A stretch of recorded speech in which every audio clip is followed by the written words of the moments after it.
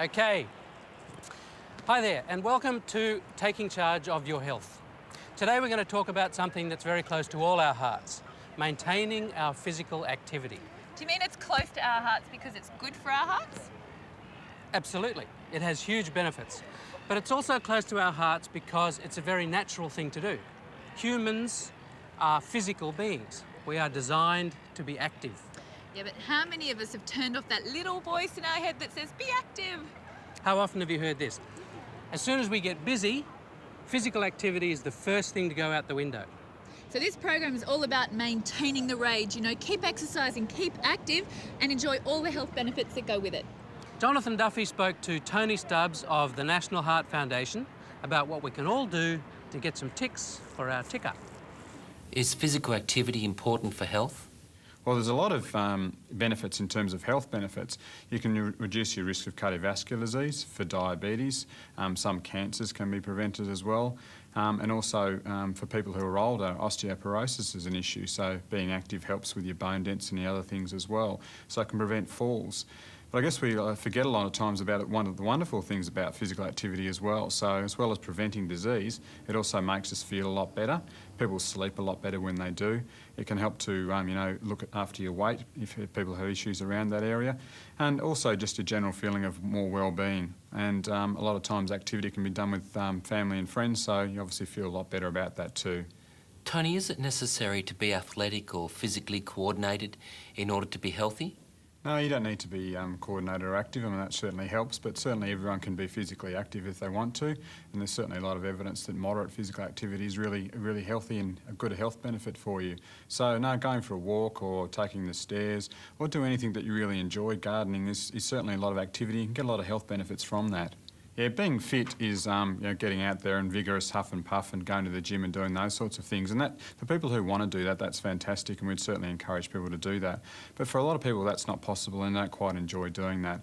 So what we want to try and do is just to be physically active in any way they can. So find things that they like, to do. Try and do things with friends, and even the most important thing I think is to try and fit it into your normal daily life. So what you want to try and do is think of ways that you can do it, because we're all extremely busy and it's very difficult to find ways for us to be active. So by taking the stairs or getting off the train one stop earlier or getting off the bus one stop earlier. I think walking to the shops is a really good way, and also trying to find things to do with your family. So on weekends you might actually go for a picnic, but you might actually do something active with them as well. So I guess, sit with your family and your partner and your children or even yourself and try and find out ways that you can do it in your normal life, and see how you go with that. Try and pick something that you enjoy. Obviously that you're going to try and do it for a bit longer if you actually enjoy it. Set yourself little goals so that you're actually improving on your activity all the time, and try and do it with friends. It's a lot easier to do it with somebody else than trying to do it by yourself. Maybe you can find a time during the day that actually suits you, that says that's my activity time and I want to get out and go for a walk, say at lunchtime or things like that. And try and do different things, different activities that you quite enjoy. And obviously most people can be moderately active, there's not a problem with that. But if people actually do have some chronic disease or conditions, then maybe they might need to see their GP before they actually engage in it. It's not like you have to take up marathon running or anything. Although if you have, that's fantastic. But being active is really just about having a better quality of life. How well you sleep after you've had an active day. You've been surfing, you've been skiing, you've played some sport on the weekend, or you've worked in the garden. You know how refreshed you feel when you go back to work the next week. And it not only increases the length of your life, which I love, and it stops ageing process, which I love even more, but it helps you to absorb your food better and also gives you more energy. It helps you to be more alert and cope better with stress. And it can lessen depression and anxiety. That's right. In short, the more you do, the more you get out of life. So what is it that stops us being active? If the benefits are so obvious, why aren't we keeping moving? Jonathan spoke to Neville Owen.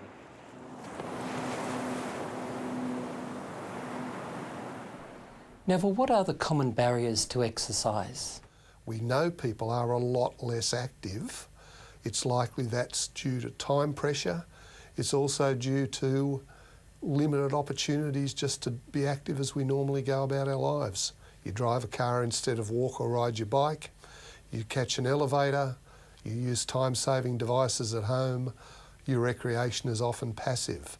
So between time pressure and technology, being physically active is just dropping out of people's lives. Well, the research we've been doing here and colleagues have been doing in San Diego shows very clearly that if people live in communities that are more walkable, they walk more.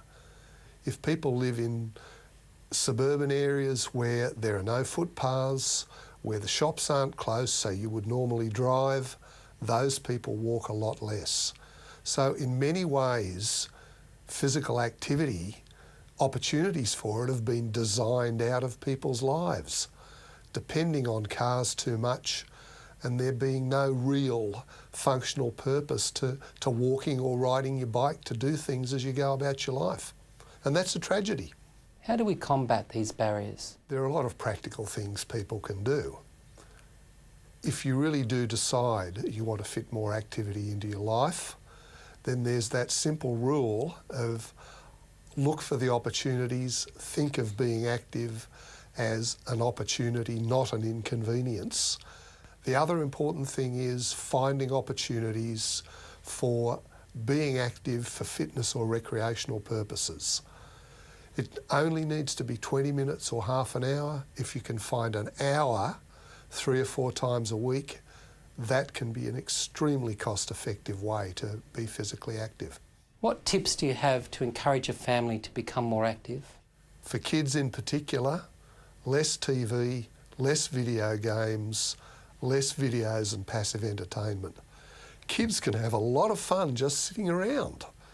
These days, they can get a lot of excitement and enjoy themselves, and the challenge for families is to get kids up and out. The best thing you can do that is to have them actively engaged in sporting activities in the local community. All of our population surveys in Australia show very clearly that adults, mostly what they do is walk. And walking is an easy, enjoyable activity, and it has a lot of health benefits if you can get out and do it regularly. However, people forget there are a lot of really good fun things to do. You get busy, you forget about sport. Sporting opportunities for middle-aged and older adults are a great way to get physically active and to enjoy the social aspects of activity.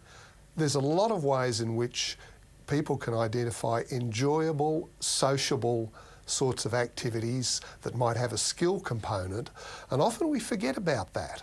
A lot of the time, good physical activities that are great for our health, you don't even have to think about the health benefits.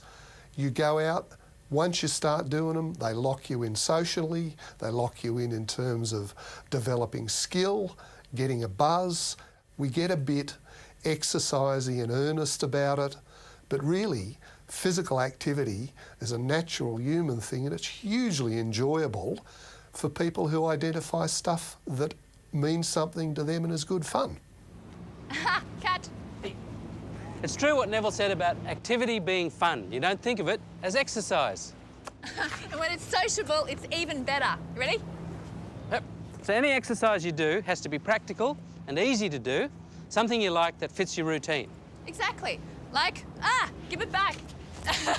I'm a runner and I like to run in the morning because it gets it out of the way before all the day's stresses. Whereas for me, it's my lunch break. It has to work for you.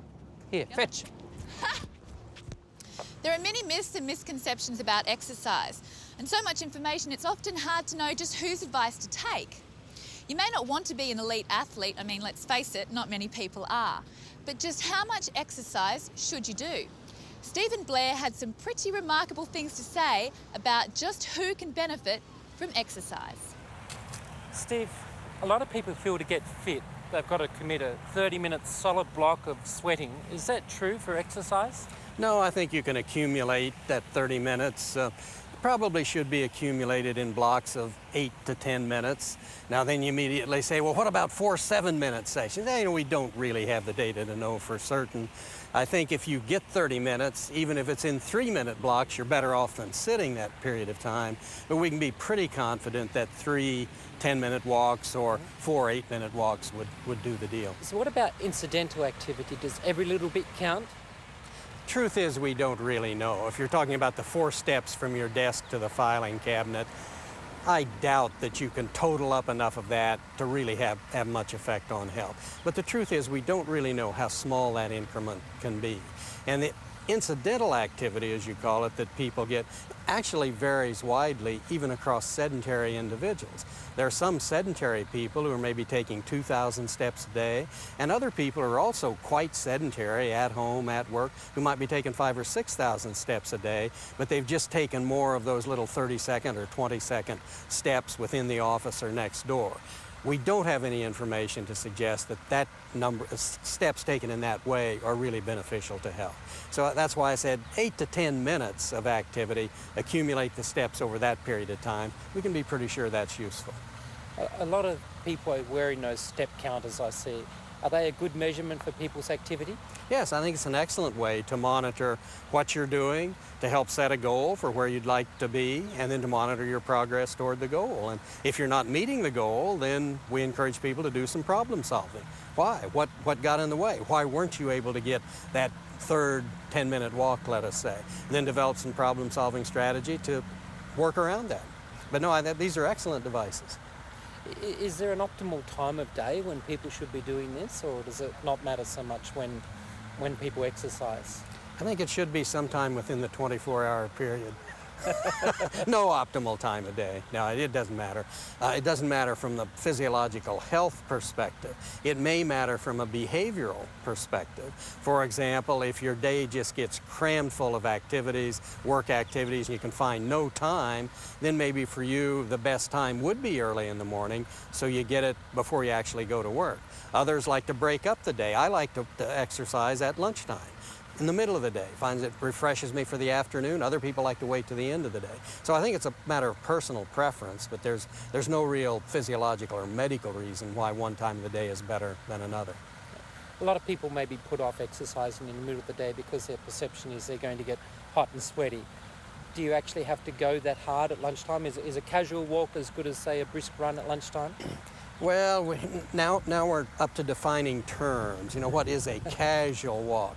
Now, you take a healthy, young, or middle-aged person. If casual walk means strolling along at 1.5 miles to 2 miles an hour, that may be below the threshold that will really prompt much physiologic adaptation and much health benefit.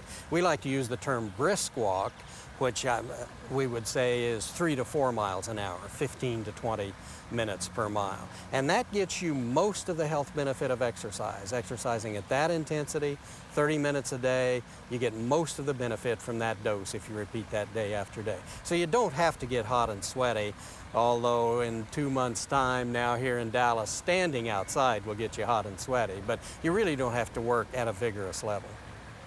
And what if I, say, have gained a little bit of weight and I feel that exercise is uncomfortable? Is there a level that I should be starting at? It's still the same. If you're sedentary, 30 minutes a day, 3 10-minute walks a day will get you that healthful dose of exercise, whether you're skinny or whether you're overweight or, in fact, obese.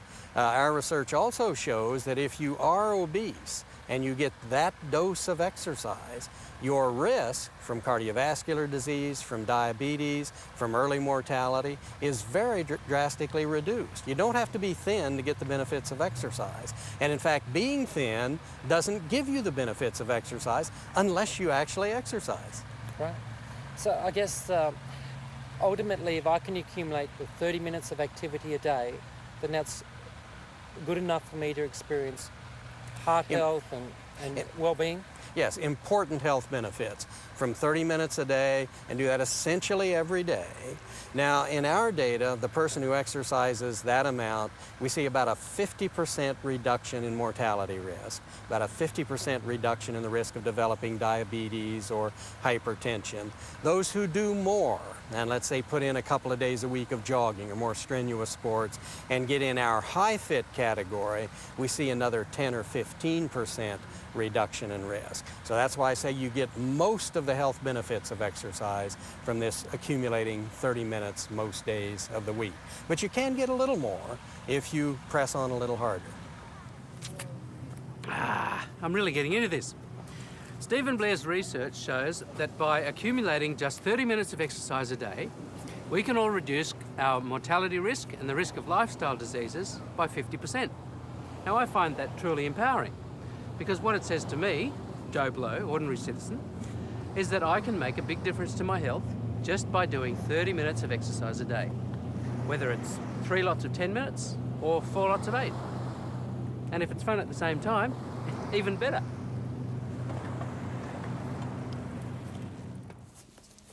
Our next guest is Darren Morton, who has some tips for us on how to train smart. If we understand how the body works, we can get the most out of what we do. As we're aware, the World Health Organisation recommend that we try and incorporate into our day, and it can be even broken up, but those 30 minutes of activity. However, really that has stemmed, I think, from a knowledge of all of the disease states that we have in our society that are related to inactivity. You know, things like coronary heart disease. And so that's, in my mind, the 30-minute initiative is really an attempt to try and combat, a defensive attempt to try and combat the incidence of these diseases.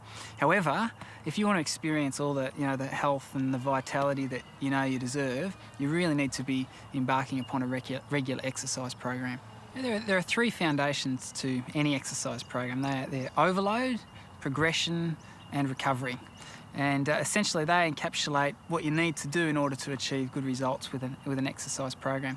Overload just refers to the idea that your body is a dynamic entity, and when you challenge it, or you place stresses upon it, as long as it has the right resources available to it, it will adapt and get better. And that's why when you pick up some weights and you make the muscle burn a little bit, the muscle in effect goes, oh, that was a bit of a challenge, I'm going to be better prepared for next time. And so by overloading your system, that's the concept here, by challenging your system, it actually adapts and gets better. And that's effectively what we want to achieve with a training program. So overload is important. The second principle is progression. And essentially, if you place a certain amount of overload or always pick up the same weight, it challenges the body in the early days, but then eventually you get to the point where the body is adapted and is no longer challenged by it. And so in order to continue to get improved results, you need to progress the type of training that you do. And that doesn't necessarily mean going further and further and further. Say with walking, for example, it might mean perhaps taking a different course, and perhaps taking a course that has some hills in it, or perhaps even putting some jogging steps. So there's a variety of different things you can do. Those 2 principles coupled together are often referred to as progressive overload, and they are really foundational. And it explains too why I often have people come to me and they say, I started my exercise program, I have noticed great results in the early stages, and now it seems to I've just sort of become stale, I've plateaued out. And when you ask them about what they do the same thing day in, day out. Obviously the body is being challenged early on, it's adapted, it doesn't need to adapt any further. So overload and progression are the first 2 principles. The last one is very important, and people often neglect this, and that is the principle of recovery. Essentially those adaptations, your body gets better during recovery periods, and so having adequate recovery is of paramount importance to getting good results out of a training program. And it's for that reason why we say people shouldn't do weight exercises, for example, day after day. You need at least a day in between so that your body can recover and adapt and get better. Every day, being active in some way, seizing those opportunities to be active throughout the day is a great thing. But if you really want to embrace, all the vitality that you can experience, then the regular exercise program can certainly help you achieve that.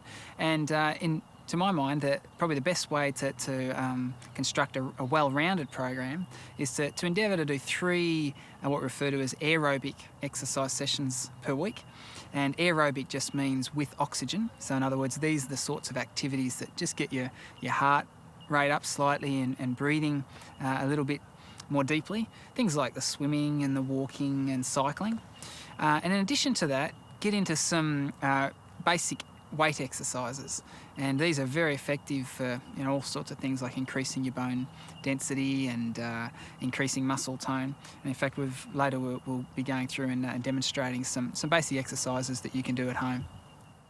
Okay, crew, it's time to get physical. Here's a series of exercises devised by Darren Morton that you can do in the comfort of your own home. So you don't have to worry about driving to the gym, all that stress. These are exercises you can do maybe with your kids in the lounge room or maybe in your PJs in the morning. It's all up to you.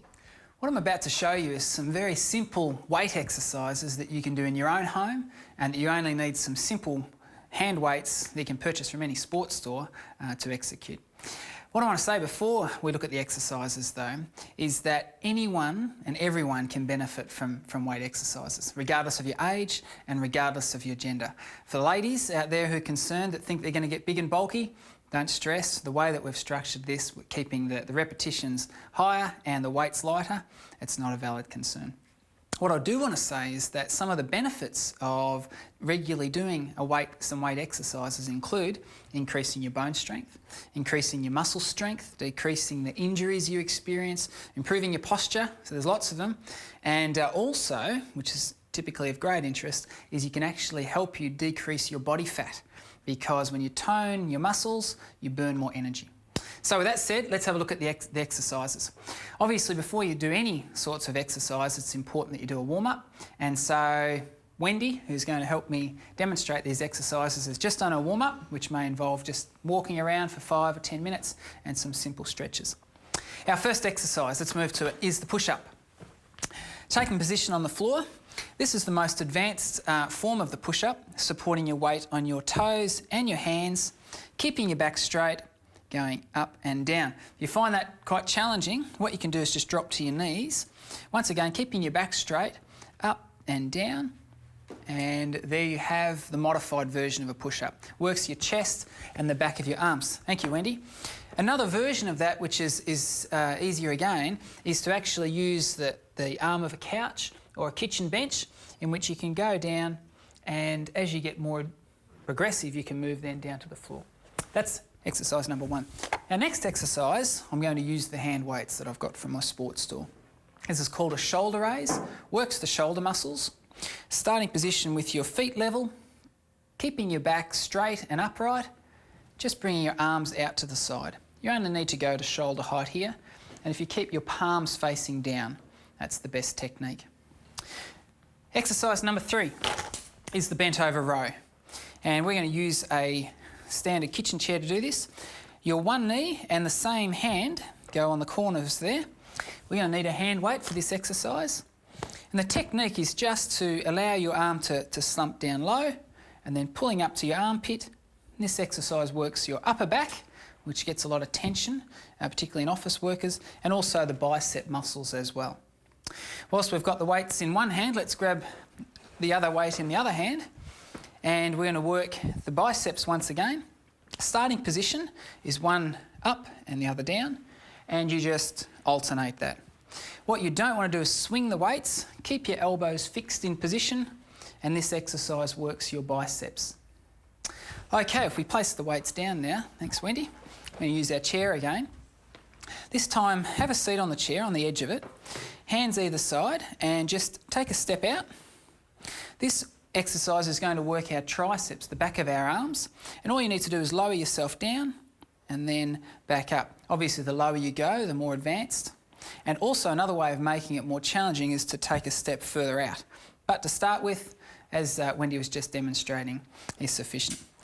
Okay, we've worked our upper body, we're moving down. This is an abdominal exercise. If you can take a position on the floor, this is what we refer to as a cruncher, or also known as a sit-up. The important thing here is that you make sure you get an adequate bend in your knee, and this 90-degree bend in your knee, and bend in your hips. If you don't have that, it can actually place stress on your lower back.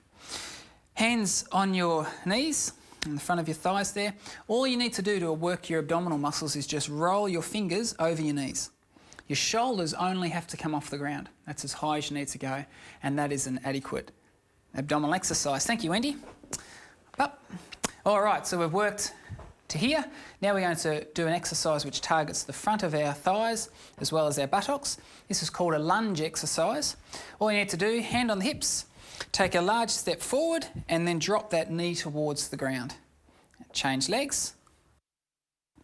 Very nice. As I said, thigh and buttocks. Whilst those areas are warmed up, we're now going to do our second last exercise, which is referred to as a squat. What you need is your feet just a comfortable distance apart. You can place your hands across your chest this time and just squatting down. Don't bend your knee any more than about 90 degrees. And so there's some good techniques. The important thing is back straight and upright, and the other very important thing with a squat is that your knee should pass over your toe as you look down. Don't let your knees collapse in. If you can just demonstrate that, Wendy. That's poor technique, okay? We need to make sure our knees go over our toes. And now to our final exercise. We're going to employ the services of a humble Yellow Pages. If you can just take a position with the ball of the feet on the edge of the book, supporting yourself just to keep balance, and then just raising up and down. And you'll feel this targeting the calf muscles. To make it more challenging, you can just take the weight on one leg and then repeat the exercise. Obviously you need to alternate here to get some balance. And there you have it. That is our simple exercise program you can do in your own home. The way that we've structured that is that with those 9 exercises, you would do 10 repetitions for the first one before moving to the next one. And then as you become more advanced, you can actually do 10 repetitions of an exercise, repeat that exercise, do another 10 repetitions after about a 60-second rest before moving to the next exercise. And over time, as you become more advanced, you could repeat each exercise 3 times before moving to the next one, 10 repetitions each time. And if you were to do that a couple of times a week, you've effectively got a complete body workout and your body will love you for it. Alan, have you seen the television remote? Aha! For your own good, I've hidden it. What for? What, to get me outside and more physical? Exactly. Well, look, while I appreciate the support and stuff, but you'll thank me for it. I know you look pretty fit and healthy and everything, but I'm just worried about your motivation to stay fit. So I've put temptation out of harm's way. Well, you know what? I think you need to listen to what Beverly Till has to say about looking after your own exercise regime. Starting an exercise program or putting exercise into your life can be an easy thing. Keeping it there, well, that is the difficult thing. And let's talk about that for a moment. Let's look at the motivation for why you've started the exercise program. Is it something that you have chosen to do, or is it something that somebody else has suggested that maybe you should do? So have a look at that reason and make it yours. Choose something that you can gain benefit from and own the motivation for doing the exercise in the first place. Then look at what you want to do and in what environment would suit you. Choose something that is very comfortable for you to do. We're here in a gym today, and that's great, and that's something that I choose to do. But not everybody likes the gym. There are lots of things that you can choose, and it doesn't have to be a set exercise program per se. Swimming, cycling, playing tennis, all those outdoor things can do it just as well. So choose something that is comfortable for you. Make it easy for yourself as well. Ignore the time constraints. We all have problems with fitting it into our time frame. So maybe look at the location of where it is. Make sure that you can get there fairly easily in a time that suits you with a group of friends, and that may help you. Then just gather around yourself as much motivation and as much support as you can. I've chosen to work with a personal trainer because I know I need a lot of motivation. But work with a group of people if you need that support who are also motivated and who can encourage you to keep going. Or if you like to exercise on your own, and a lot of people do, walking for instance, nice and quiet and solitary, and you need the time out, then there are places where you can look to for support and encouragement on the net or other groups and other people who are doing the same sort of thing that you are. Get in touch with them and get somebody to help you, to motivate you, to encourage you and give you that support. And I think you'll find that a little bit easier to help you keep going. Another thing is maybe set yourself some goals. If you like to achieve and get that sense of achievement, then a bit of goal setting in with your exercise program is probably a good thing for you to do. I like to know that I can row a little bit further on the rowing machine this week than I could, say, 6 months ago, or the weights that I lift are a little heavier. Maybe you can swim a little further. And if you do that, and if you can achieve those things and you set those goals, when you do achieve them, give yourself the biggest pat on the back. We are so used to being hard on ourselves and being very critical. So when you've achieved something, it's okay to say, that was fantastic and I've achieved this, and really give yourself a bit of support. It takes about 8 to 12 weeks to establish a habit, and once you've established that habit, you will then find that your motivation for doing the exercise has probably changed. I know it did with me. It changed. I still had the same reasons at the beginning. They didn't go away, but I added to them. I now have a sense of vitality. I have a sense of achievement, doing something that I set out to do and achieving that, and not feeling guilty about not doing something I knew I should be doing. But I also now have loads of more energy that allows me to keep going during the day and just getting through the day, whatever each day brings, but also the energy to maintain and live my life the way I want to live it, and that is just fantastic. See, Alan, I choose what exercise I do. You can't decide for me. OK, I'm sorry, fair enough. But why are you watching TV in the middle of the day anyway? Oh, I see. Well, I guess I can't really say much about you, can I? No. OK, moving right along, let's hear from Deb Hurdle of Sport and Recreation New Zealand on the importance of making regular activity part of your lifestyle. Deb, does exercise always have to be taken in a formal way? No, not at all, Jonathan. In fact, I'd rather you actually talked about physical activity rather than exercise. What we've found is that a lot of people are turned off by the concept of exercise. They think of all those hot, sweaty bodies in a gym, you know, looking fantastic in their lycra-clad outfits, and it really turns a lot of people off. So we're really talking about physical activity in its wider sense.